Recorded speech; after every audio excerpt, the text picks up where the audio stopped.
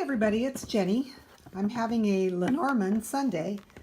I placed an order from Amazon.com, and over the weekend I received Pixie's Astounding Lenormand, something that I've been wanting for quite some time. I also received, since I'm not very adept at Lenormand readings yet, this is a book that was recommended pretty widely. The Complete Lenormand Oracle Handbook by Caitlin Matthews. And I've read through the first section, and so far so good. It's really got a lot of great information. I'd like to really recommend this book. There's a basic introduction about the return of traditional oracles beyond tarot, learning the craft of Lenormand, the languages, lexicon, creating sentences, storyboard, taking the portrait. And then throughout this, she includes exercises for you to do using your own deck. And I have been very studiously accommodating the exercises. I've been using my Under the Roses Lenormand that I bought, oh gosh, 4 or 5 years ago. I really like this deck. This is like a first edition. And this deck also has keywords, which now that I'm really learning Lenormand and getting more involved in reading, I'm not too crazy about having like a dozen keywords on each card. So I think I'm going to probably re-gift this deck to somebody else and maybe order the deck that does not have the keywords. It's a beautiful deck, and I love the artwork. I love the simplicity. The keywords are annoying me. It's too much.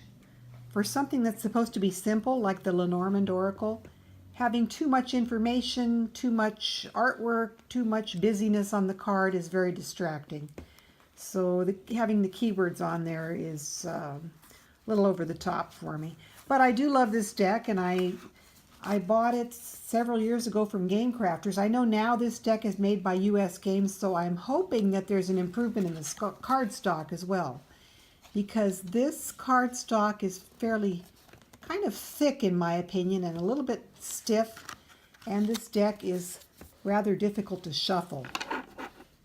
It's small, but they're very stiff. You know, they tend to flip out before they'll shuffle. They're just very not pliant and difficult to work with. So I'm going to re-gift this deck, buy myself a new Under the Roses Lenormand from US Games, and hopefully that'll be a little bit better. I did buy the app for my phone, Under the Roses Lenormand, and that is a wonderful app.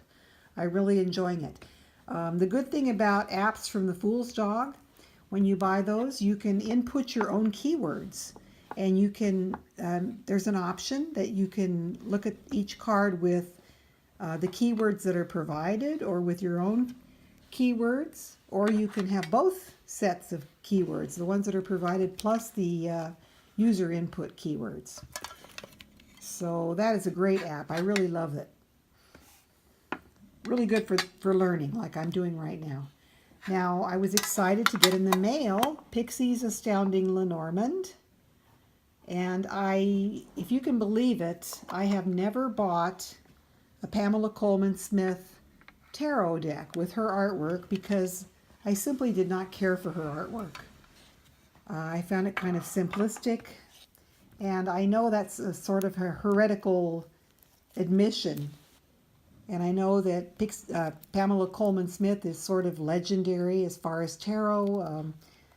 The Rider-Waite Smith was a revolutionary deck and started a whole new movement as far as tarot is concerned. But I never did buy the deck. I would just look at the images online, kind of learn from it that way, and I didn't like it enough to actually buy it. But when I saw this Lenormand deck, I thought I would give it a try, and I also ordered the Pamela Coleman Smith Centennial tarot cards. And I got both of those in the mail this weekend from Amazon.com. So isn't this just a wonderful little deck? It comes in a wonderful little box, nice and sturdy.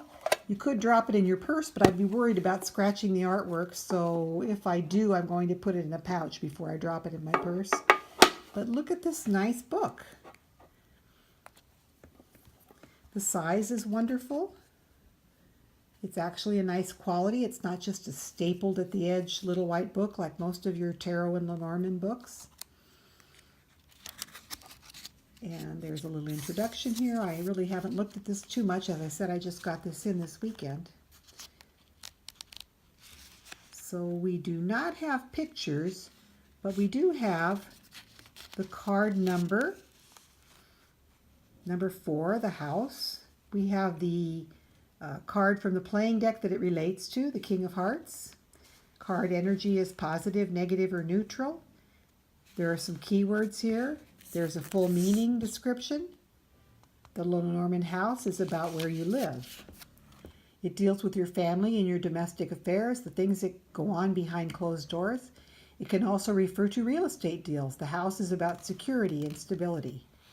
And as far as love, if you get the house card in reference to love, in reference to career, characteristics and qualities of a person.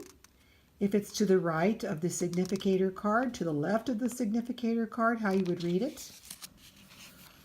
And then some combinations. So this little book really has a lot of great information. I'm going to take this to work with me. I'm going to really enjoy going through it.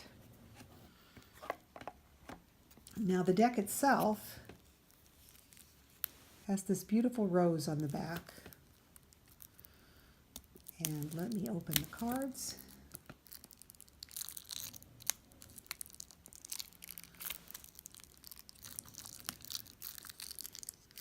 One of the things that attracted me to this deck was the fact that it looked like the cardstock was nice and thin and would shuffle easily. Unlike that first edition that I have of the Under the Roses Lenormand, where the cards were so stiff and thick. And yes, this is a little better quality. This is also by US Games. So I'm hoping if I reorder my Under the Roses Lenormand that's produced by US Games, that I'll get more of this quality of cardstock. That's much better as far as shuffling. Much better.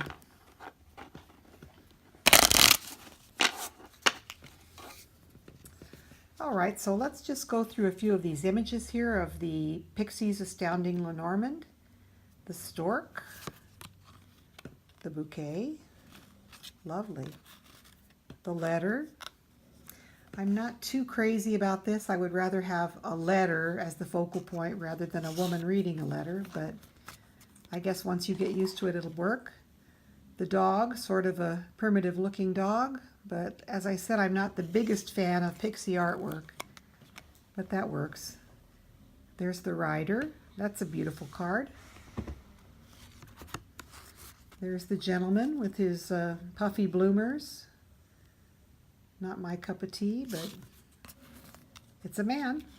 There's the scythe. Pretty basic. The whip or the broom. I like that it shows both the whip and the broom. The tower, sort of cartoonish, but it works. The garden, it's actually a lovely garden card with the fountain there. Clover. The lady. Lilies.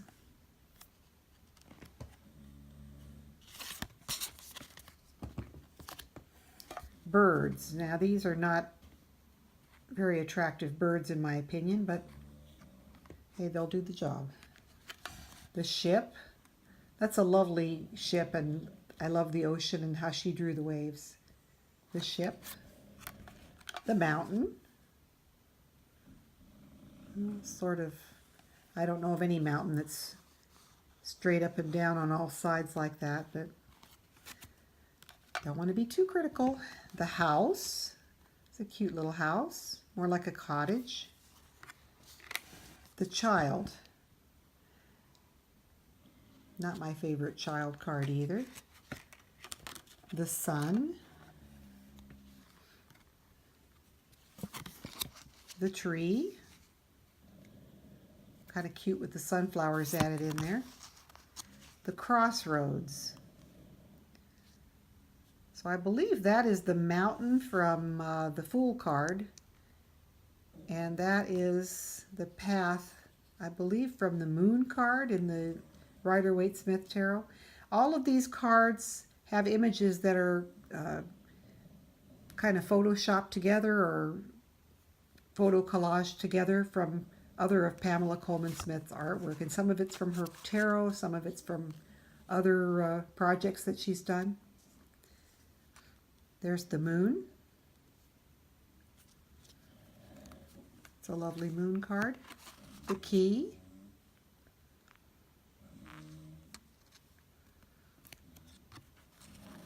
Mice.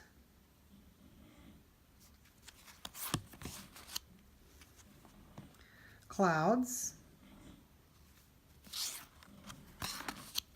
The fox. I actually really do like that fox. And the bear.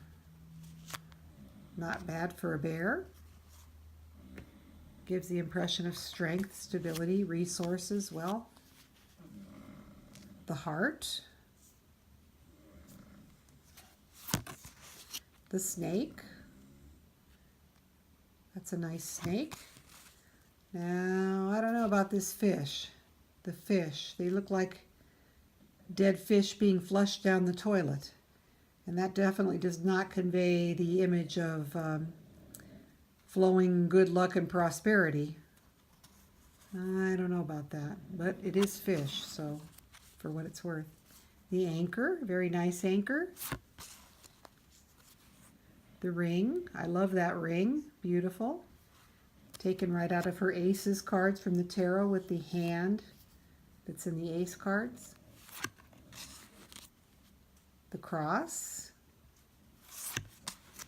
The book. And with the artwork from the High Priestess from the tarot. Very nice. Gives you the impression that the book was just taken off of the High Priestess's lap and set there. I like that. And then we have the stars. Looks like a close-up from the star card from the tarot. The coffin. It's more of a